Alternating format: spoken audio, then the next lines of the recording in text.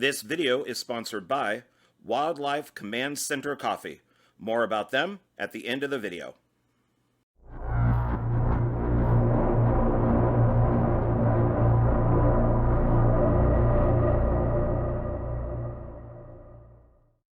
Hey everybody, it's me, John Ward, and I am back with another Dark Park Film Reviews.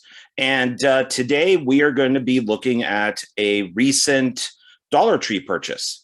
I had put up on Facebook some photos of like a huge amount of, amount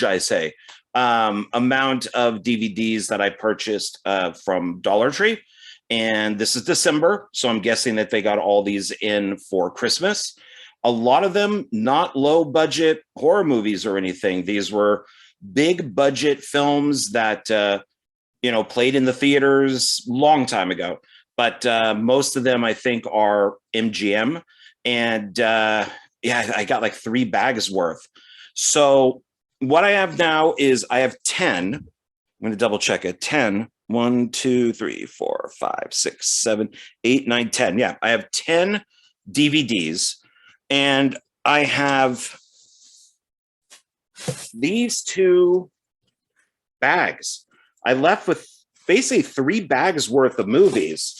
And what I've done is I've kind of divided them all up. So some of them are big budget, some are horror, different things like that to just give it a different variety.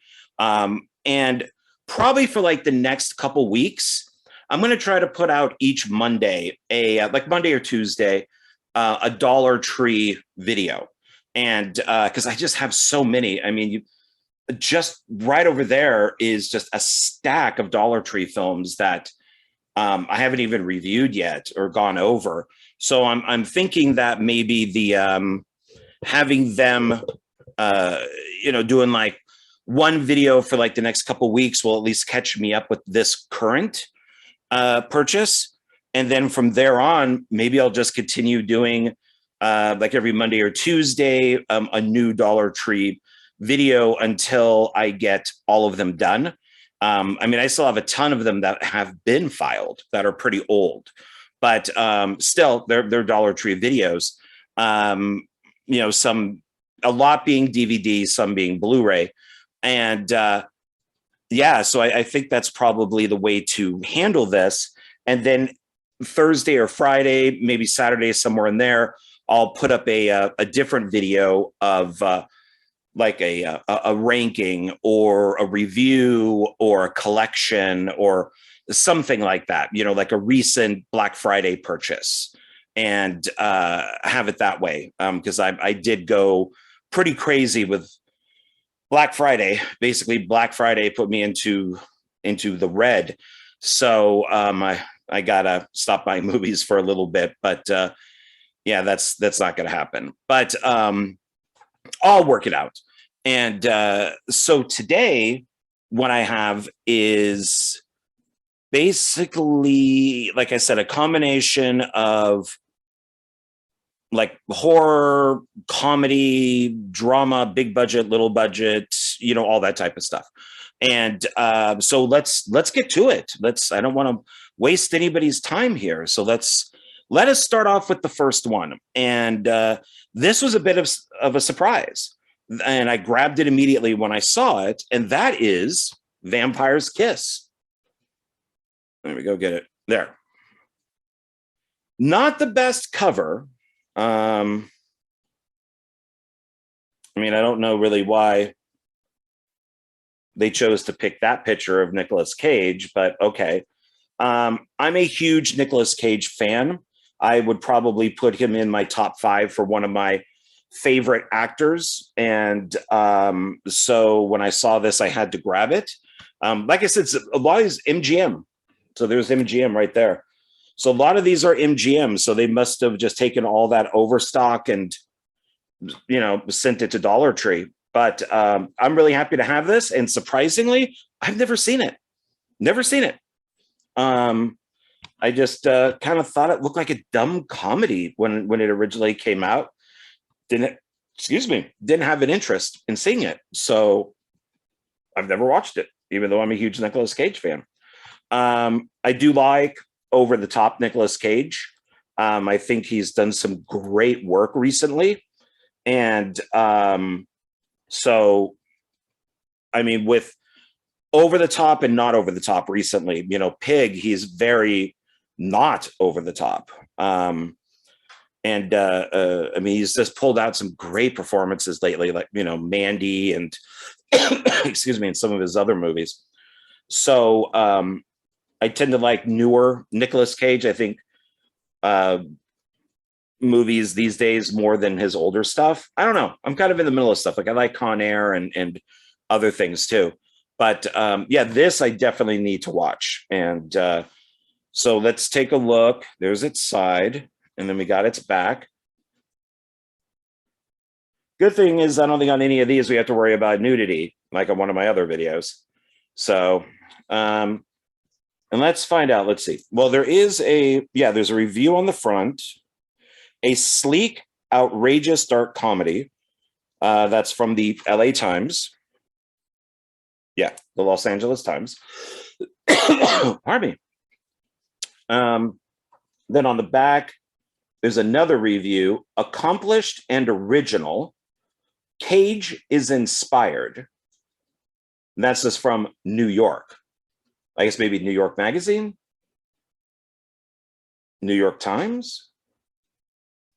Well, down here, see, it just says New York, but down here it does say The New Yorker, so maybe they just didn't finish it?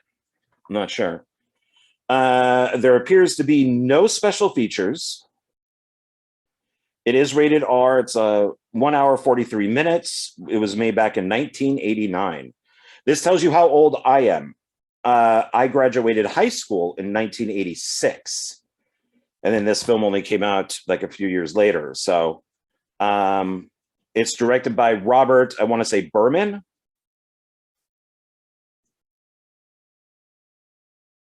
And Jennifer Beals is in it. Maria Alonso. I've never liked her. I'm sorry. In all these films that she did in the 80s and stuff like Extreme Justice and a whole bunch of movies, I just never liked her. She always played the annoying, and it's probably not her fault. So I shouldn't say anything, but you know, it's most likely the writer or the director, but she always played the annoying sidekick. Like she was in The Running Man, and you know, Arnold Schwarzenegger dragged her along, and that's all she did was complain and moan and groan and cry and yell. And she seemed to do that in a whole bunch of movies. Maria Conchita Alonso. I just never liked her. So maybe that's one of the reasons why I didn't see this. I'm just not a fan of hers. Love love Jennifer Beals, Flashdance, other films, just love her. Yeah, there's just nothing else on here. So let's see. Oscar winner Nicolas Cage is amazing, The New Yorker, in this outrageous, erotically charged thriller about a womanizing New York executive who becomes convinced that he's a vampire. And that stuff with Nick Cage on YouTube where he's running around going, I'm a vampire. It's just brilliant. Especially if you've seen the video where they talk about filmmaking from beginning to end, and they use Nick Cage movies to describe, like a pre-production, production, and post-production. It's freaking hilarious.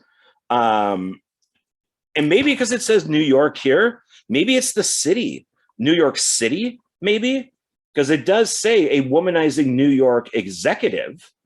So maybe the city is reviewing the movie. It's possible. Executive who becomes convinced that he is a vampire when one of his conquests bites his neck in the throes of passion. Jennifer Beals, devil in the blue dress. Oh, come on, Flashdance. Sizzles as the femme fatale who sets Cage on his batty course in this darkly funny, lively, imaginative fantasy Los Angeles Times. And it says here that there's a little asterisk next to Oscar winner. So there's the asterisk. And then it tells you what the asterisk is for down here. 1995 actor leaving Las Vegas. Good movie. And I love Nick Cage. See, this picture I don't like. He just looks dumb with his mouth open. But here it looks, he looks good with the Band-Aid and him kind of sticking his throat out and stuff. That looks funny. That looks good. There's him and Jennifer Beals right there. And then he's here with somebody else. I don't know who that is there. Now, I'm going to guess most of these DVDs inside are just boring, that they're just going to look like that. So, Vampire's Kiss. Looking forward to it. Maybe I'll watch it tonight. Maybe. It's not very Christmassy, but maybe. Okay, so I'm going to set this one over here.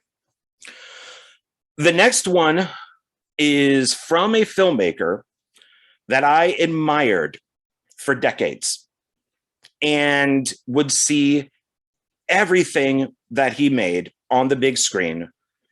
I would not like everything that he made, but I respected him as a filmmaker and even tried to emulate some of the films that he made with like the writing, the directing, directing of actors and things like that. I think he has made some of the best movies out there. And I'll give you some titles so you know who I'm talking about. I absolutely love Annie Hall. I think Manhattan is great. I love probably, it might even knock out Annie Hall for being my favorite Woody Allen film, is Crimes and Misdemeanors. I thought was just great. Hannah and Her Sisters. I mean, Play It Again, Sam, Sleeper. It's just, it was only later that all these allegations with him started really becoming a problem. And I did watch the documentary that was, it's one-sided. Mia versus, I think it's called like Mia versus Woody or something like that. And it's all about how some of the kids are claiming that Woody Allen molested them. And then so it's kind of one-sided because it's all from Mia Farrow's point of view. Some of the kids say that this is an absolute lie.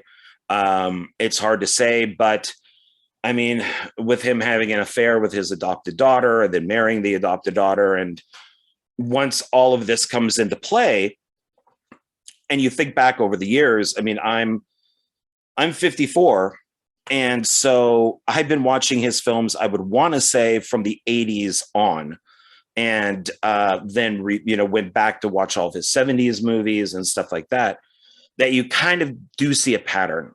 And like in Manhattan, and there's a few other ones where he's dating very young women or even underaged women, and things kind of start to come into view. I tend to be on the Mia Farrow side, to be honest, even though I think that he is a great filmmaker, kind of falling in the Roman Polanski area. I think what Polanski did was horrible, but as a filmmaker, he's a really good filmmaker. Out of all of Polanski's movies, I absolutely love Frantic. I used to have a Subway poster hanging in my room for that film. I own 2 different versions of the soundtrack. I've seen the film probably, I don't know, maybe like 6 times, something like that. I just think it's just great. I think it's just a great movie. I just don't like him as a person. And that's the same thing with Woody Allen. I love him as a filmmaker, not so much these days. I would probably not see much from him, but I think I've missed his last couple movies, but or even his last few movies. But his old stuff is great. I mean, it's really good. Let's grab some water here. I got my Christmas mug. Got this here, so I can kind of go into like that. There's my mustache. So I got a couple Christmas mugs I'll be showing throughout December.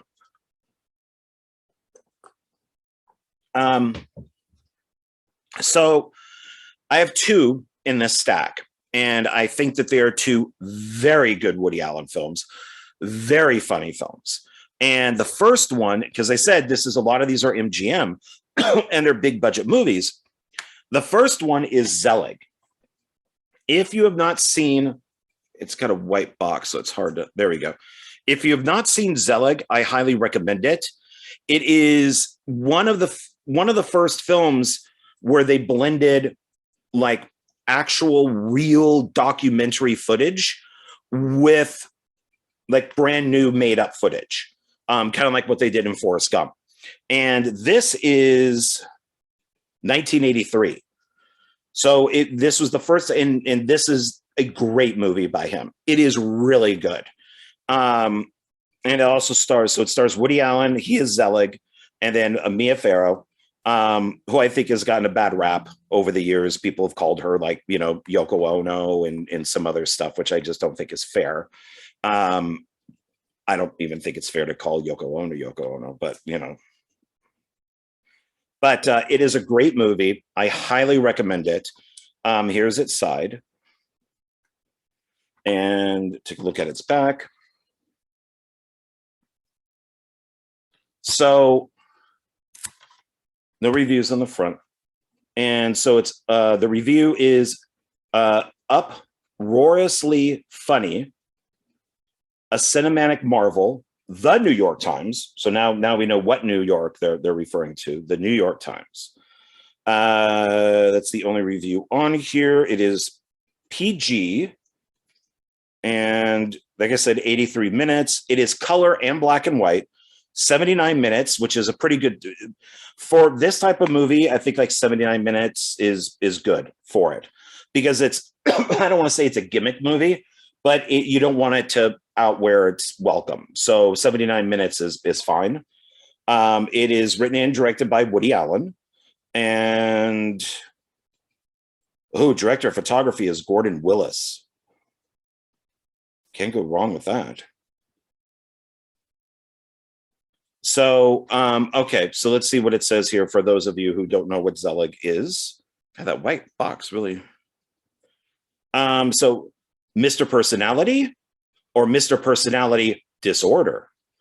Find out in Woody Allen's madcap mockumentary about an identity crisis of hilarious proportions. Thematically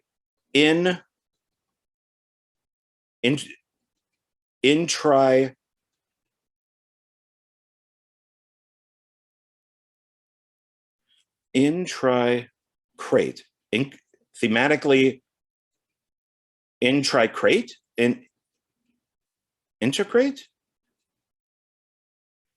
technically complex, and filled with some of the most astonishing special effects ever.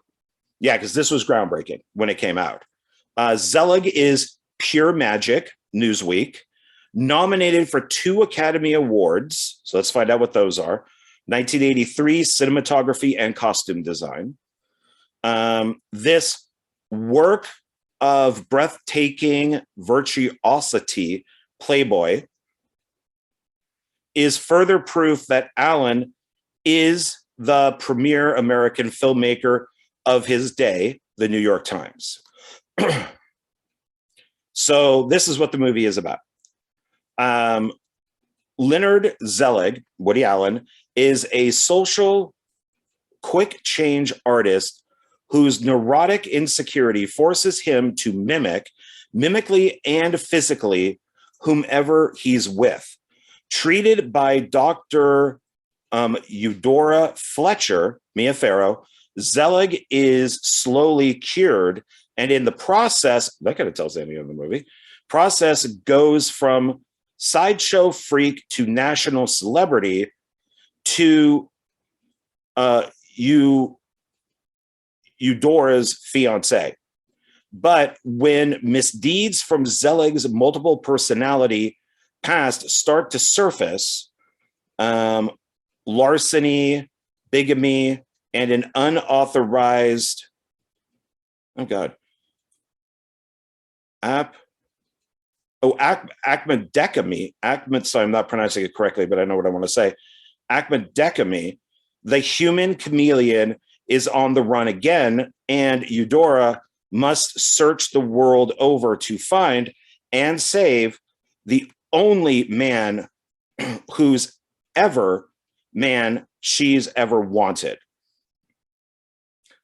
So yeah, it's just who's ever he's with. Like I remember, I haven't seen this film in a long time, but I remember there's a scene with, and I think it's Mussolini, and you see Zelig in the background, and he looks like a Russian, and he's standing behind, Mussolini, kind of mimicking him. And it's wherever he wants to go. I mean, if he's going to be with Hitler, he's going to look like a Nazi. If he's, at a birthday party, he's going to look like maybe, like the people at the birthday party.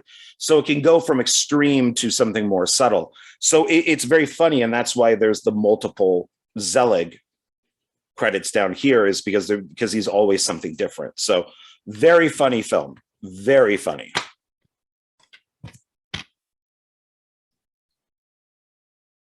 So they're all going to be boring. Okay. So the next one, now we're getting into horror. This is one that I've seen the box cover for like 1,000 times. And it has a very kind of H.P. Lovecraft kind of gothic or kind of cosmic horror look to it. And it's called Savage Creatures. I know of it, but I've never seen it.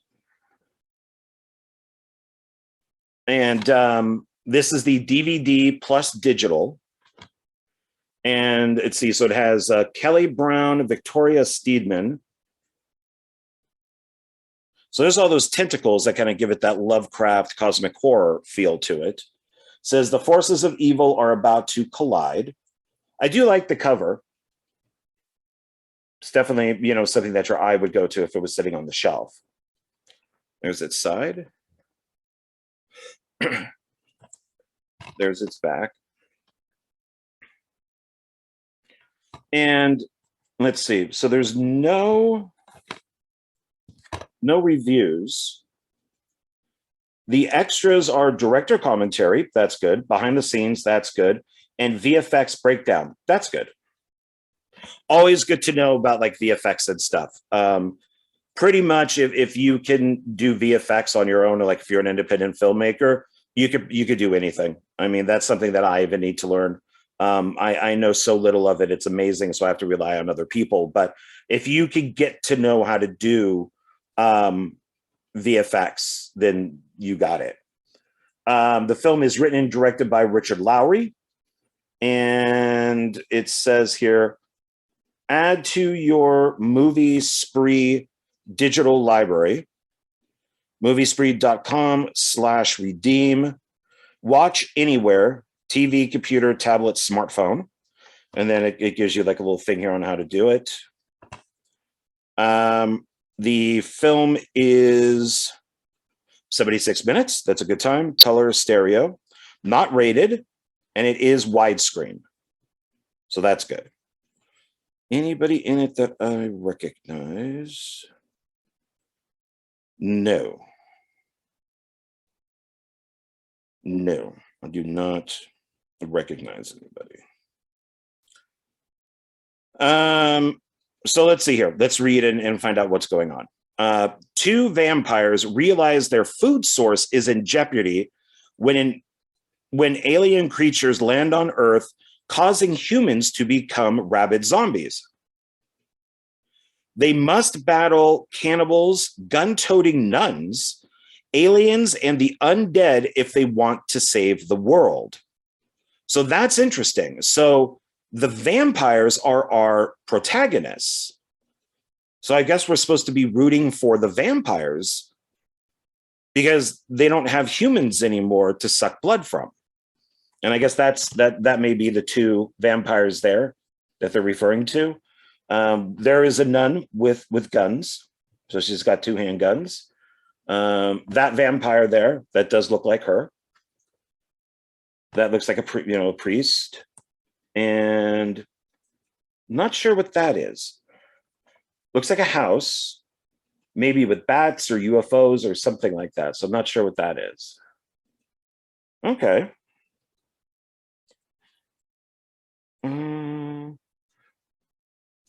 Looks like it might have come out in 2019.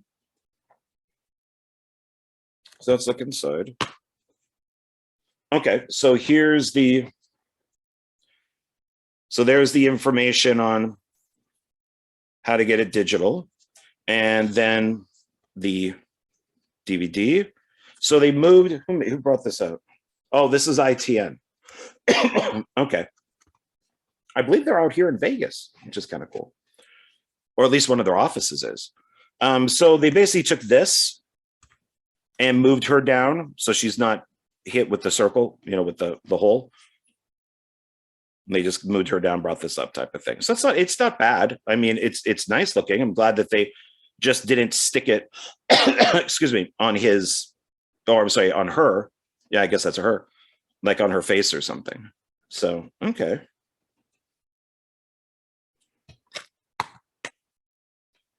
This one sounds interesting. I'd be interested in seeing, like two vampires. So I'm guessing these are the two vampires then, that are protagonists. I'm not sure what these tentacles are, though. I'll have to find out. It's kind of weird. Doesn't mention that. Cannibals, gun-toting nuns. Alien. Maybe that's an alien. Could be an alien. And the undead. So, okay. Next one. This is one I definitely want to watch, and I'm going to watch it this month. I've always had an interest in it, and I was really surprised to see it at Dollar Tree. Since it's December, I want to try to watch more Christmassy stuff than just any other type of horror movies or science fiction films or whatever. So this one is, and I was surprised to see it there, All the Creatures Were Stirring, and that is a great cover. You gotta love that. And it says down at the bottom, another reason to dread the season.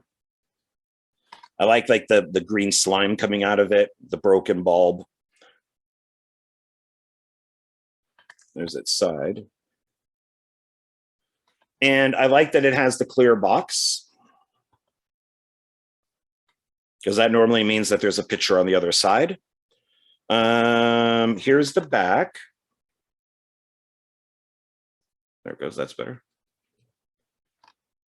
Not finding any reviews. Special feature, filmmaker commentary. That's good. It's the only thing on here, but okay, that's fine. Whatever. This I'm not a huge fan of. There's a ton of space here.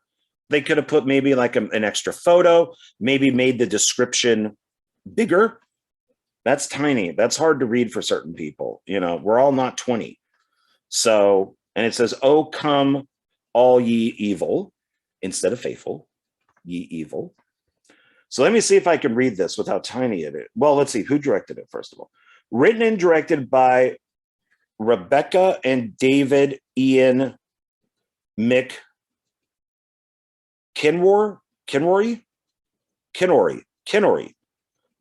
Rebecca and David Ian McKinroy. I think I'm saying that right. Husband and wife, maybe. Brother and sister, maybe. Probably husband and wife. It is from RLJE Films. Yeah, I got that right on the side there. It's 80 minutes, good length. It's widescreen, not rated, which is good. Made in, looks like 2018 is when it came out. Okay, so let's find out what this is about. Ho ho no. That's what it says, no. Ho ho no. The joyful spirit of the holidays is about to take one dark turn after another. From sadistic office parties and last-minute shopping nightmares to vengeful stalkers and immortal demons, there's plenty out there to keep you from getting out of bed to see what's under the tree this holiday season. Constant Woo, Rich Crazy Asians. Oh, might be that. And Jonathan Kite, Two Broke Girls. That guy right there. Headlined a sensational ensemble cast in this devilish stocking stuffer of a movie. So it sounds like an anthology. That's what I'm guessing. Constant Woo, let's see. Jocelyn Donahue in the credits is in between Constant Woo and Jonathan Kite. Mark Kelly.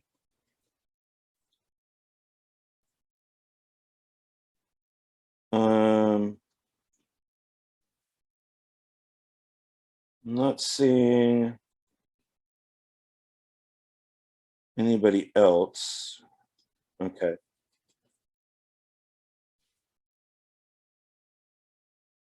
Yeah, we got a few different, maybe these are the pictures from the stories. Maybe each story is one of these pictures.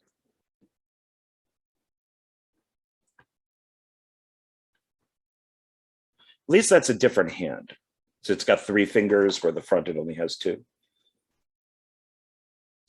Let's take a look inside. Okay, so this is nice. So I like when they have something on the inside. If you're going to put this gap in here, maybe not have this go into this picture. I mean, they probably, I mean, I know it might be a little difficult, like you got to move it up or something, but I don't know, there's just that gap there.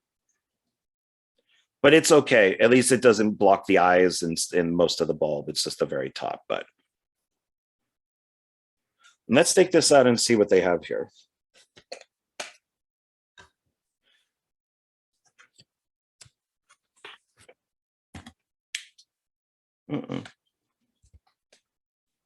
Nothing. I heard something.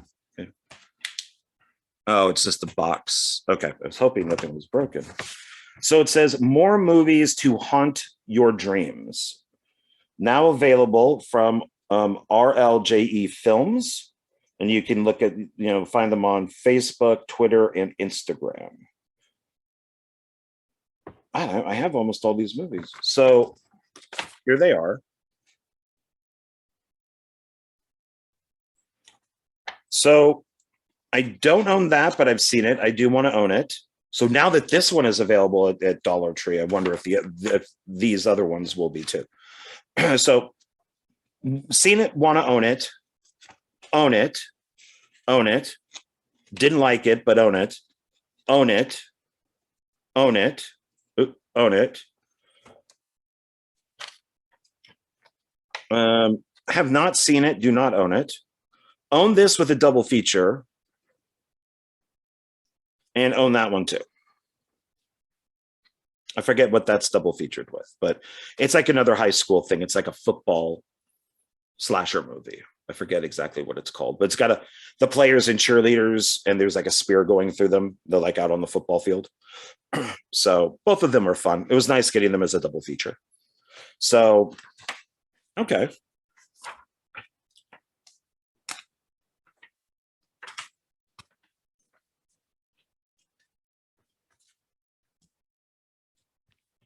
See, and these are done right, in my opinion, because see these things here? Normally, like I've showed you before on the black boxes, they're popped out, which could damage the sleeve. They're in there. So this is fine. This is okay. It almost makes it look like a film reel. So, okay. All right. The next one is another Woody Allen. This is also one of his best films. This is Radio Days with, he's not in it. He does narrate it. So it's kind of like A Christmas Story and some of those other ones. It's Mia Farrow and Julie Kavner. And this one is very funny. It's basically about like Woody Allen as a kid. There's a joke about a War of the Worlds, the radio broadcast in it. It's very funny. Once again, one to pick up. If you can find it at Dollar Tree or pick it up. Definitely pick it up. And they show Mia Farrow on the front here. One of the highlights of this is, because at the time Woody Allen was dating Mia Farrow, is that Diane Keaton does make an appearance. She's not listed, but it's she does have an appearance where she sings, basically so people, listening to the radio can hear her. So that was unique because not a lot was known with Woody Allen's and Diane Keaton's breakup. So, because they were together for so long, she's in all of his movies. There's the side, there's the back. And it looks like all of these, including the other one, Zelig has this skyline of New York on it, because he was very big on the skyline.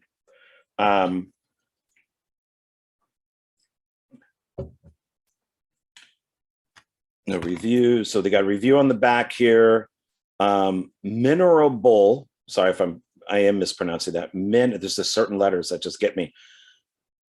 Mem or a bowl, exclamation point, triumphant, exclamation point. L.A. Herald Examiner. It's PG 1987, color 88 minutes. That's a good running time there. This is packaging design is 2001. 2001 on Zelig also.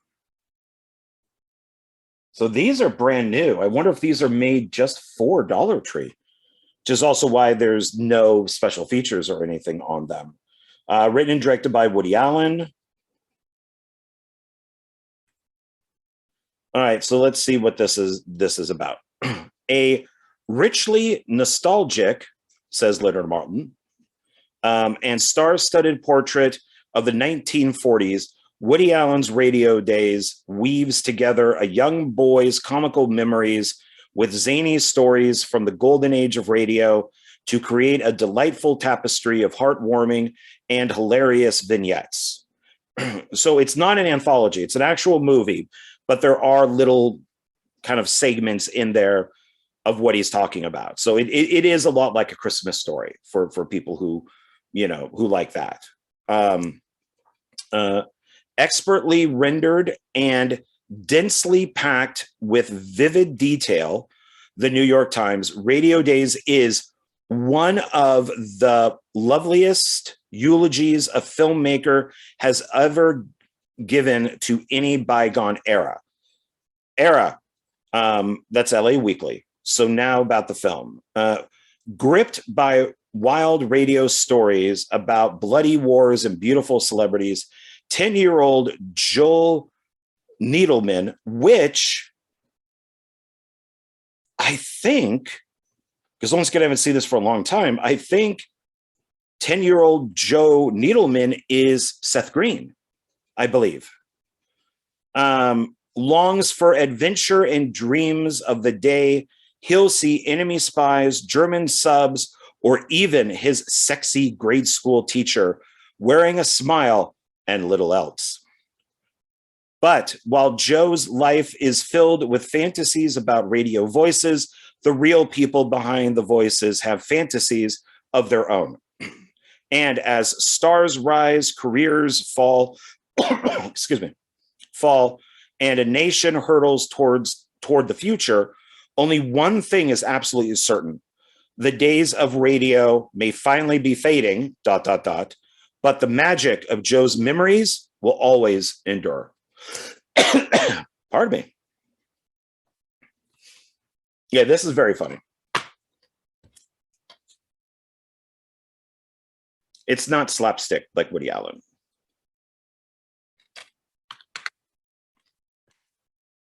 Okay. Next one. Now we're getting into a horror movie again. It's called Dark Water. Good cover. Like the colors on it. A bunch of like Yeah, like dead bodies down here.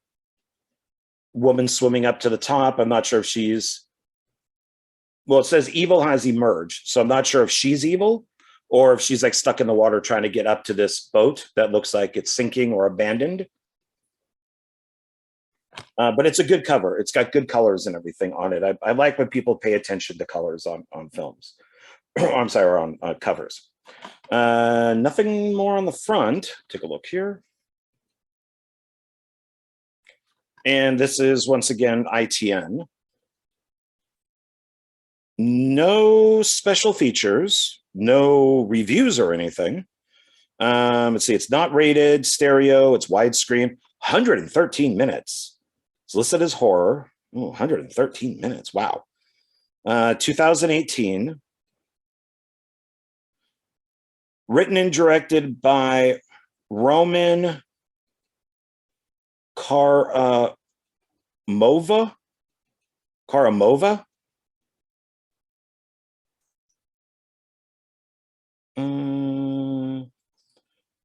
It's Russian. This is produced with the support of the Ministry of Culture of Russian Federation. So yeah, nobody is going to be known on this one. Yeah, a lot of names I can't pronounce. A lot of Russian stuff on here.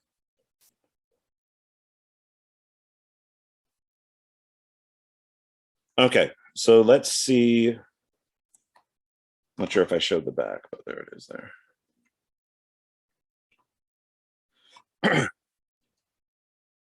So it looks like these people are in the water. I can't really tell because they kind of black it out here.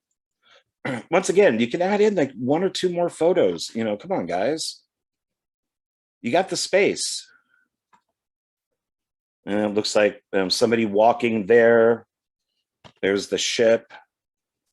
A couple people in a dinghy. Two guys looking at something, maybe the boat. All right, so let's find out what this is about.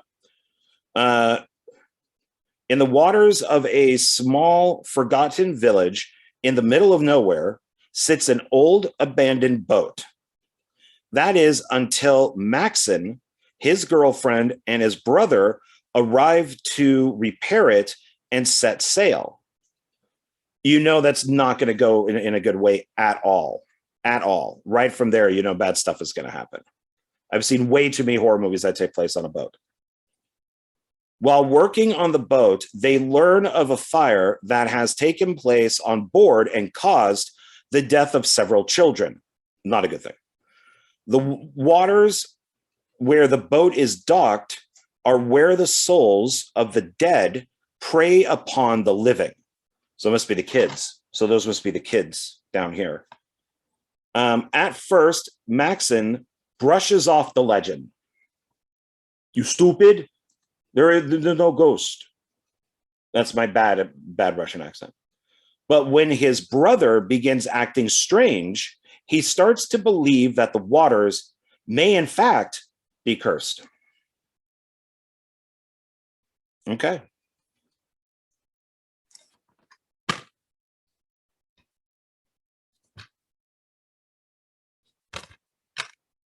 It's the inside.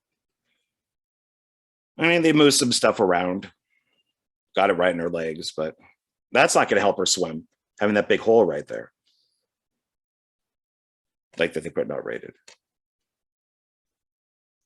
Okay. Man, looks fun. I mean, I like these type of things with the boats and all that type of stuff. Especially if it's an evil boat. You know, like Nazis were on it or something like that old film with what's it called? Death Ship from like the 80s, like that type of thing. Okay. All right, the next one is not a horror film, and I was happy to find this one too because it goes along with, and I know it's right here, so I'm not going to show what it is instantly, but so this one I saw a long time ago and don't remember anything about it, so I'll have to rewatch it, but it's Pierce Brosnan in The November Man. I remember enjoying it, I think. I saw it when it originally came out. I like Pierce. It also has Luke Brasi And it says, a spy is never out of the game. There's its side. And I remember I wanted to pick it up because he's also in this one, Survivor with my love, Mila Jovovich. But I'm glad I found it now. So now I have both. So let's put this one back in its slot. This was not a Dollar Tree. That I think I just bought. I think I probably bought it from Zia Records a long time ago. Here's its back. Now look at that. They use everything. Look at that. All those pictures. They still have enough room for, for the synopsis. Credits down here, a little tiny, but so I guess you got to sacrifice one for the other, But still, they used up a lot of room on this, which is fine. So special features: the making of the November Man. This had originally come out in 2014. Yeah, I guess you do have to sacrifice one for the other because I could barely read any of this stuff. 2014, color, 108 minutes, widescreen. Oh, it's directed by Roger Donaldson. He did Cocktail with Tom Cruise. He also did a film called Revenge with Kevin Costner. He's done a bunch of movies. So he's a good director. And man, so Pierce Brosnan.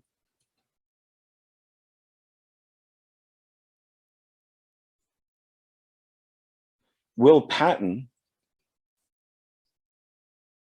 Man, this is tough to read. Doesn't help that it's black on red. Yeah, that's kind of all I'm getting out of that.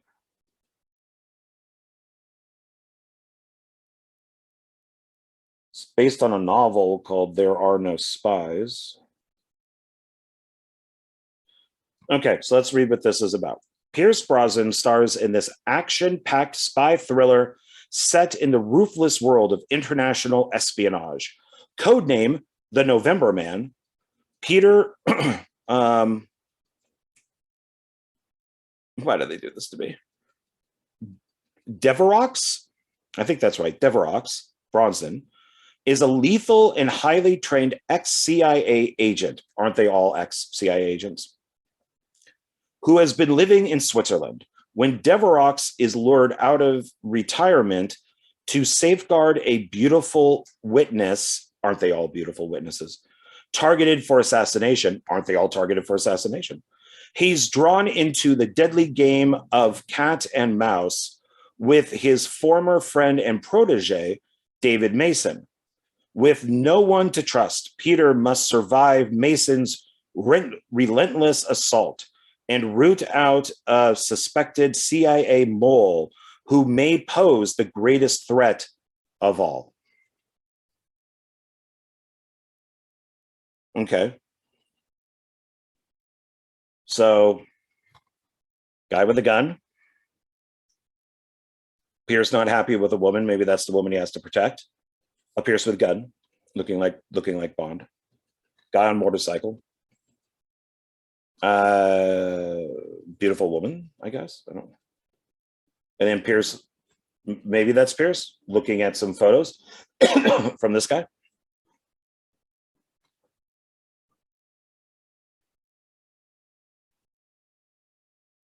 So looking at this, kind of looking at who is this film to aim for? Man, it says rated R, and then it tells why it's rated R, and I can't friggin' read it. It's so tiny. All right, get rid of all these photos. Make this bigger. Okay, I want to read what it's R for, and I just can't. It's just too small. So looking at at who they're aiming this at. So young, handsome guy with gun, older man with younger woman, Pierce with gun. So now we have young man with gun for younger women, Pierce with gun for older women. You know, Pierce showing some sort of authority, like maybe she made a mistake and he's hitting her up against the wall, going, "Do you want to die? You better trust me." Motorcycle to show that there's action. Beautiful woman who may only be in the film for 30 seconds. Who knows? So this is for guys, you know, like, oh, she's hot. I'll rent this. And this is where our espionage comes in here. So this is for all those people that read espionage novels and spy thrillers and stuff like that. It's like, oh, look, we're getting the information by the ocean, probably on like a boat or something like that. So always interesting. Look at these type of things when when you rent or buy movies and see what they're doing. So, kind of like the front here, the giant Pierce Brosnan with the gun. We got the handsome guy running with the gun. And then we just have beautiful woman walking. So it's not a bad cover. I like black and white. I like the color of the red and the black here, but it makes everything so hard to read on the back because it's so tiny. So, I mean, they could have made the pictures a little smaller and just made this a little bit bigger. And then we have full Pierce on right there.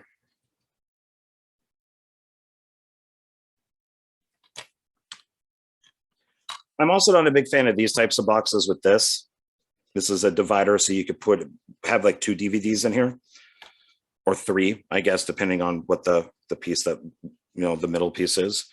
But I get it. Once again, they're trying to save money, so they just pop it out and just make it like for a single disc. But it's better than the ones with the missing plastic.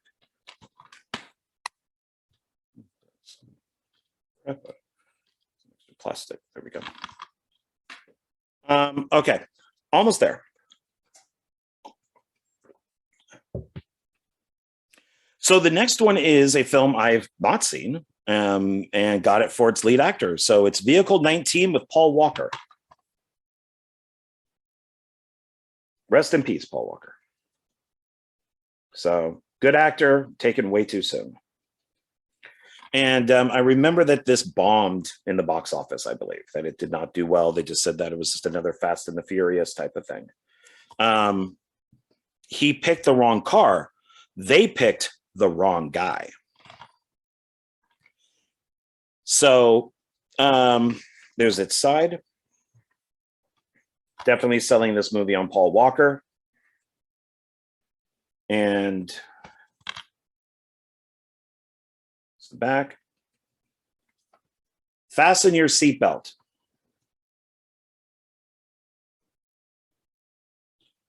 It is written and directed by, oh God, Mukka Unda. I know I'm totally saying that wrong. Mukka Unda, Michael D. Will.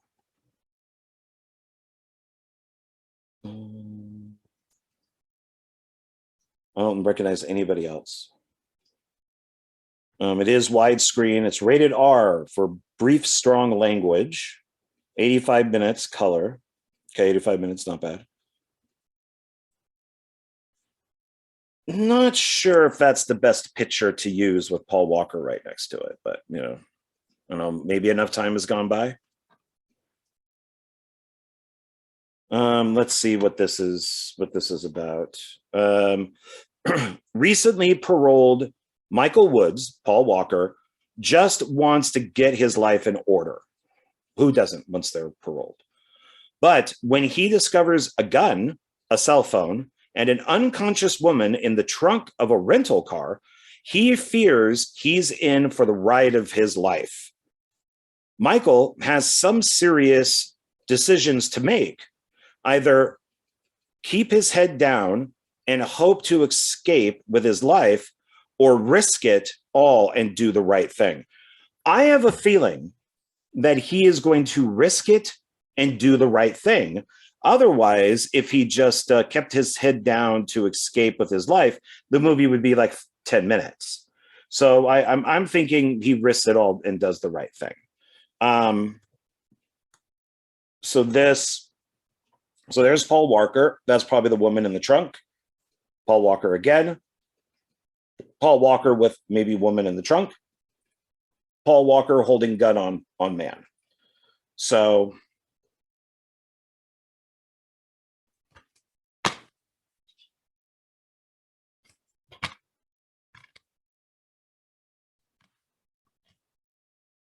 Okay, so this one,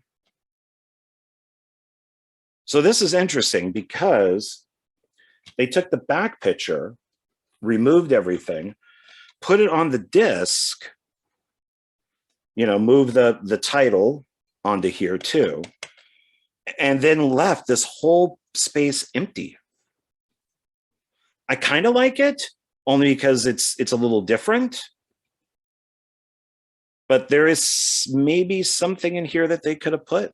I don't know, but I kind of like it in a way. Okay.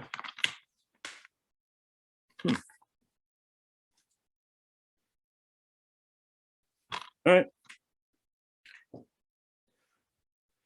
Not really a great cover. I mean, they're totally selling it on Paul Walker, but I like this down here.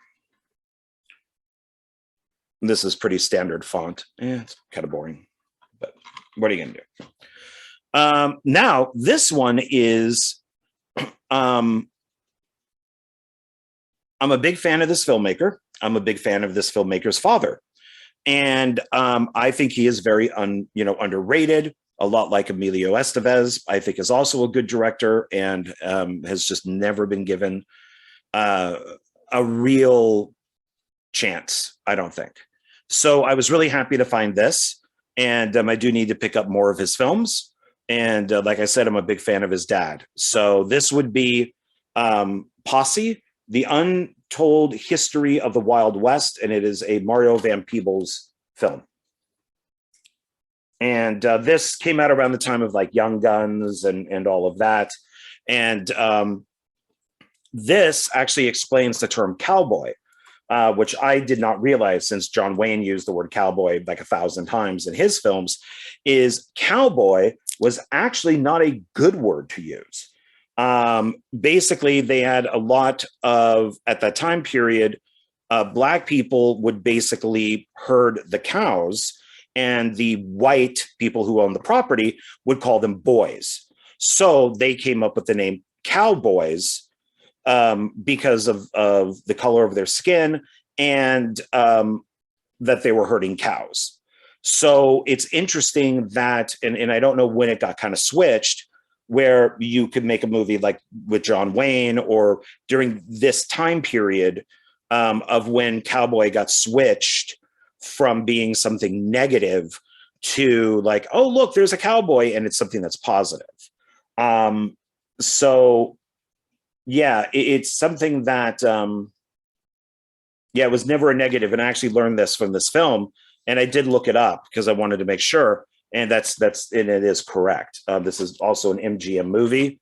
And I think Mario Van Peebles has made some good movies. In fact, I think I have two of his. Well, I have one in the other bag, I believe. And I have this one here, Armed, which I think I brought out. Yeah, I think on one of my other Dollar Tree videos, I mentioned the other one, but I'm forgetting the name of it. But there's this one that's directed by him. This is a weird movie. It was not what I was expecting. I like that it's got its slip jacket and everything, but it is not what I was expecting at all. I may have to watch it again, but it's like got the entire Peebles family working on it, or Van Peebles family working on this. So yeah, so this was interesting. This was a Dollar Tree purchase too. And like I said, I'm a huge fan of his dad, Melvin Van Peebles. One of the first, like really kind of like, I don't like calling it Black exploitation, but maybe it is. But one of the first ones that I bought that was more of kind of an art house film is Sweetback's Badass Song. Love it. I got the soundtrack to it, and soundtrack is done by Kool and the Gang. I'm sorry, by Earth, Wind and Fire before they became Earth, Wind and Fire. And it's a great movie. And Mario's basically his film called Badass, where he plays his own dad, and I believe his dad is in the film too, is all about the making of that. And so if you haven't seen Sweetback's Badass Song, I highly recommend it. and then after that, watch Badass, so you can see how it's made, which leads to here. I even like Mario Van Peebles and like Jaws: The Revenge. I'm just a fan of his. I would really like to to meet the guy and talk to him about his films. And yeah, I just don't think he's gotten just a fair shake. He's a good filmmaker. So so this stars Mario Van Peebles. That's him right there. And Stephen Baldwin, who at one time made good movies like Usual Suspects and Posse. Now he just does pure flicks garbage. And Billy Zane is in it, who I believe is the villain in this. Oh, look, there's Tiny Lister. I recognize him, but I don't know his name. I don't think I recognize these guys over here, so I'm not sure. Here's its side. Got the back. So here might be a good example of how to do it. So we got 4 pictures, a review, synopsis of the film, and then credits that are big enough to read. So this is a good way to do it. So somewhere in between those two that I mentioned, this is how you do it. The review is fast-paced and action-packed, and that's from Jeffrey Lyons' Sneak Previews. There are no special features listed. It is rated R for strong violence and sexuality and for language. It was done in 1993. Its color is 101 minutes. I will not complain about that. Directed by Mario Van Peebles. Not written by him.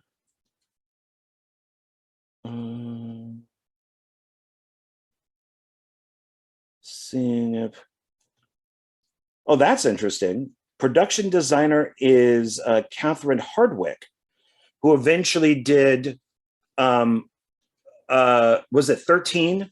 And then she did The Lords of Dogtown and then Twilight. I think I got all those right. Let's see. So Stephen Baldwin, no, don't know him. Richard Jordan, I recognize. Big Daddy Kane, Tiny Lister, Tone Loc, Blair Underwood, Mario Van Peebles, Billy Zane. Yeah, so this is one I highly recommend picking up. I say pick up all this, especially his earlier movies. The guy did New Jack City. Come on. I don't understand it. So let's see. What is this about? Mario Van Peebles, Judgment Day. Oh, I forgot that he was in Judgment Day. Billy Zane, Titanic. Stephen Baldwin, Fled. Shake up the frontier in this fast-paced, star-studded, big, brawny Western. And that is from Janet Maslin, The New York Times. The New York Times, because there's an exclamation point. Filled with gun-blazing, fist-pounding action and co-starring Big Daddy Kane, Blair Underwood, Tone Loc, Pam Grier, Isaac Hayes, Nipsey Russell, wow, Aaron Neville, and more. Man, I got to watch this again. I saw this when it originally came out. I think I've seen it twice, but it's been a very long time. I forgot all those people were in it. And more. Posse takes a page missing from the history books and unfolds it with suspense, humor, and awe-inspiring power. Now, I'm going to say something about that, and this may not be popular. So when it's saying here, Posse takes a page missing from the history books, this is where that critical race theory comes in, where it's taught in college, it's not being taught to little kids, but I do not think it's a bad thing to learn. I do not think that it is a bad thing to learn that our country is not great. Our country is okay at best. It could be great, but it's not. We have done a lot of shitty things to people in this country. And And these type of things, even if it's a big Hollywood movie, and if it needs to be done like this, then it needs to be known. I mean, we people need to know about slavery, and they need to know about Japanese internment camps, and they need to know how women were treated or how Hispanics are treated and stuff. That's part of critical race theory, that people who want it to be taught, and it doesn't have to be taught in middle school, but I don't think it's a bad thing to be taught in high school, to just know the history of this America is a company of this country. So that's what they're leading up to. And this box was redone in 2021. So that's what they're leading up to, is that type of thing, is the part of history that people don't want to know about, or that they don't want their kids to know about. So sorry for being preachy, but it's true. So it says here, in 1892, a group of mostly Black infantry men, betrayed by their white commander, General Graham, who's Billy Zane, desert the Spanish-American War. With Graham hot on their trail, Jesse Lee Van Peebles leads the men to his hometown, Freemanville, only to find it's also besieged by war, a racist war. Lee's attempts to bring justice and freedom to his people make for a brilliant Western that's short on words and long on killer entertainment. Los Angeles Times. I'm sorry, killer entertainment, Los Angeles Times, because there's an exclamation point. They use an exclamation point a lot on these things. So yeah, I think this is one to pick up if you can find it. So, all right, I'll get off my soapbox. Our last one, never heard of it, never seen it, have no idea what this is. It's called Trench 11. I like the cover. And it has a slip jacket, which is nice. I really like that. Oh, and look, it's got the see-through box. I didn't really comment on this cover that much. This is pretty much just what like Young Guns and Young Guns 2 and kind of all those movies at that time look like. It's boring, but it gets the cast in there. So what are you going to do? It's fine, I guess.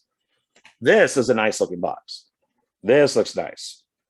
And it says, Trench 11, violence is contagious. And it shows a long hallway here with blood and somebody walking down it at the very end. It says a future cult classic that is from the cinema.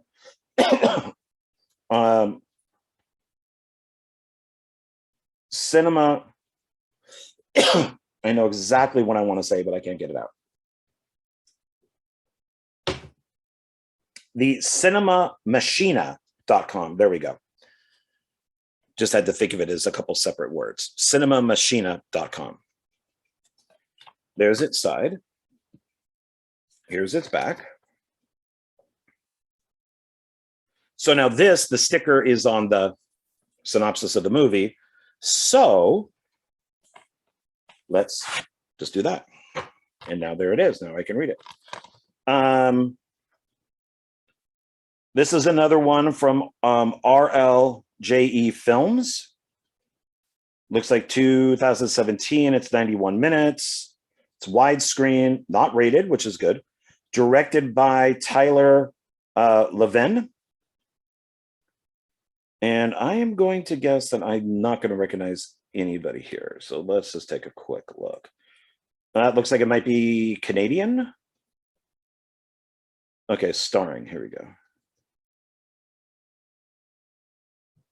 No, I do not recognize anybody. Okay, so what is this about? A highly contagious biological weapon created by German forces in WW1, that's World War I, for those who don't know, is discovered by Allied troops as they explore an abandoned underground bunker. Realizing they need to contain and destroy the threat, their mission becomes a fight for survival when one of their own is infected by the deadly parasite. Ooh, it's a parasite contagion. And begins to violently attack them. I'm liking that. The soldiers now need to not only save themselves, but must stop the outbreak before it spreads to the rest of the world. Now, I'm assuming they did, unless this is like an alternate history, because I'm here reading it about it. So I guess they did save the world. So looks like this is our allied troops here walking in the snow. We got a dude there with a helmet on. Two guys with their arms up. Guy there looks like maybe there's some blood on him. Excuse me. Might be one more coming. And then we got a guy here in like a fur jacket with also a helmet on. Yeah, I think this is definitely Canadian. 2017. Okay, so let's see what's inside. Ooh, I like this. Okay, so look at all those DVDs. So this is okay. I mean, they just took this top part here and just put it onto the disc. At least the hole's not really blocking anything, so that's okay. But let's see here. So it looks like that. And then we'll. Okay, so let's see. More movies to haunt your dreams. So once again, I'm hoping that more of these get released. So let's see. We first have some of these I've heard of them, some of I haven't. Oh, this one I own. That's one that I bought. It's in one of those two bags. It's called Condemned. And it's got like a woman trying to get out through like a drain in a street, like where Pennywise would be. But we got Aftermath. I haven't heard of it. The Evil Inside Us. This looks a little typical. I've seen this Skinwalkers and many things. I don't know if it's the same photo that they keep reusing over and over again, but it's kind of typical, but whatever. Infected with an army guy. State of Emergency zombie film. Good flick. I hope to find this one. I like this zombie film. The Haunting of Alice D. Don't know that one. Sanitarium. That's this one right here. Don't know that one either. Danny Trejo. Voodoo Possession. Right there. So hoping that these end up at Dollar Tree soon. That'd be nice. Okay, so let's put these back. Let's see. How would this go in? I think this would go in this way.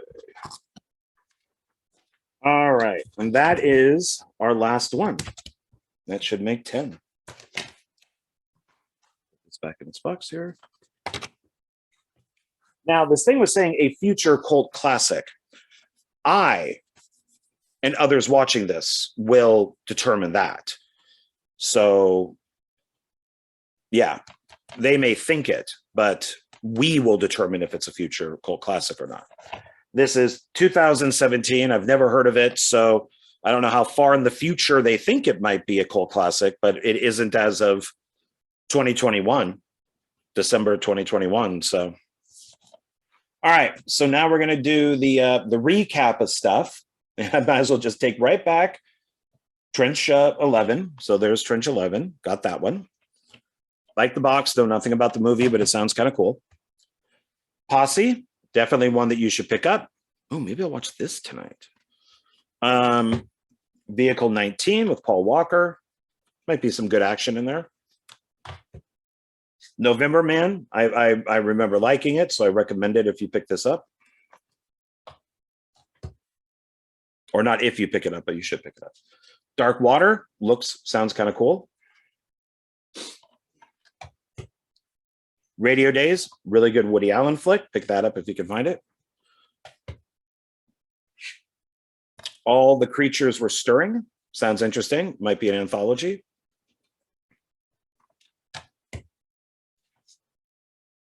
Savage Creatures, good cover.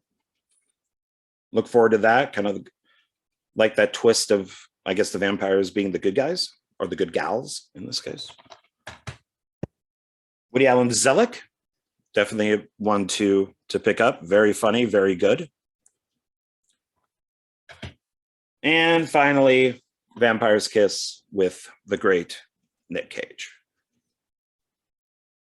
All right, so that's going to wrap this up. Thank you for watching. Please like, subscribe, comment, share. Please do that. I think now I'm up to 103 subscribers. Thank you so much again for that. I really do appreciate it. I hope that you guys like the videos that I'm bringing out. And, next year, like I said, I'm going to be aiming for, another 100. So I get 200. So I'm not trying to be greedy, but, the more people that subscribe, the more the videos will get shown and, will show up on YouTube. And then hopefully I'll be able to, excuse me, it's very dry in here. Always have to turn off the AC when I do these because I just don't want it to show up, to hear on the sound. But I got a mic that reduces sound, so maybe it wouldn't. But that's why I cough a lot. It's just very dry in here. But yeah, please like, subscribe, do all that type of stuff. I appreciate it. We'll have another one filmmaker, one film up on Wednesday. And then I'll do I'll have up another video probably like Friday or Saturday. So, all right, everybody, take it easy, enjoy, be safe, and, have a good holiday or holidays with Christmas and New Year's. So I will talk with you later. Bye.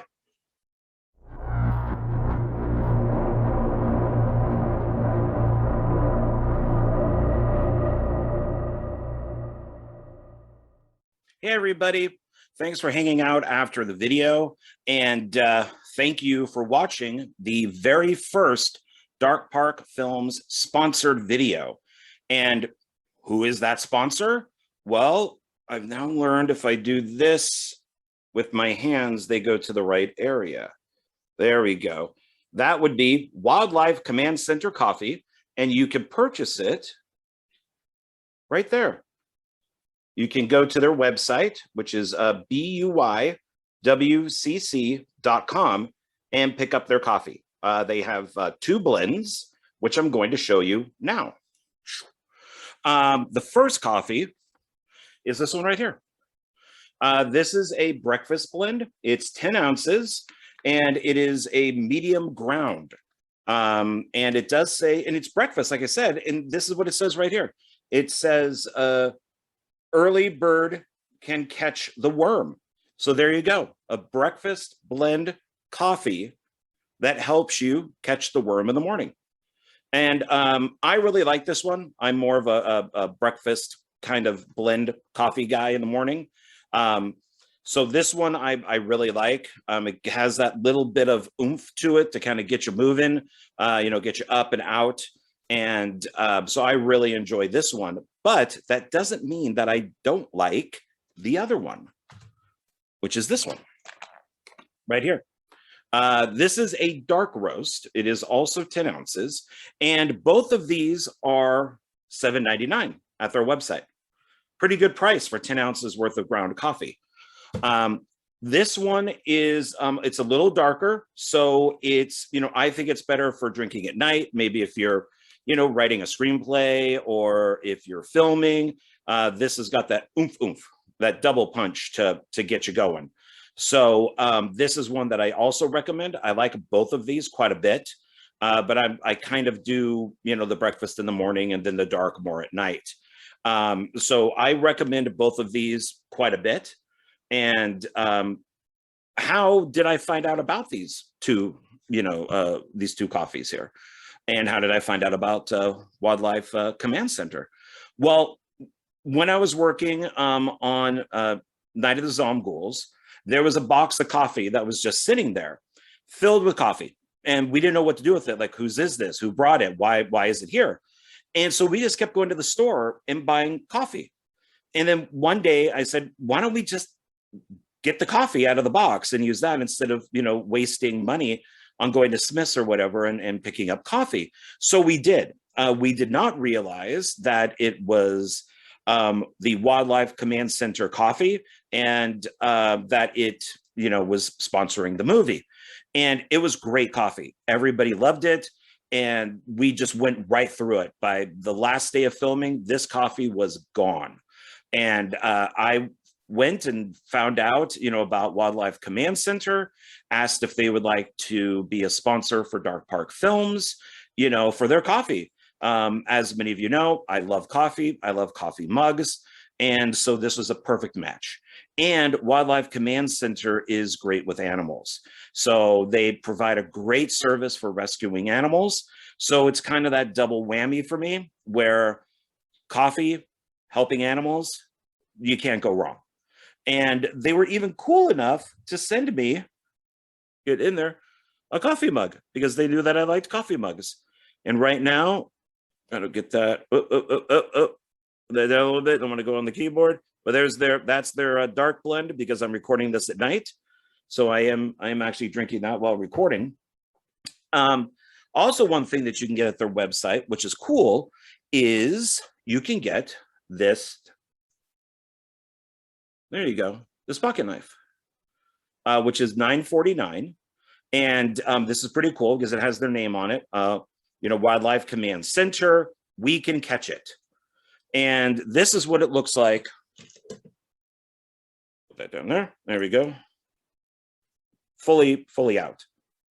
So you're getting like the bottle opener, you got the corkscrew, you got a screwdriver, you got a blade, and then you got this little hook thing that you can pop it into something that doesn't have a tab, and then the liquid or whatever in there will come out.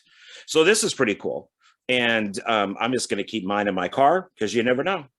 You might need a pocket knife. So please support them. I'm going to have links down below, where you can, check out just the Wildlife Command Center. I'll also have a link for Wildlife Command Center coffee. And it will basically be for both these guys right here. And please support them. I support them. I think what they do is pretty awesome.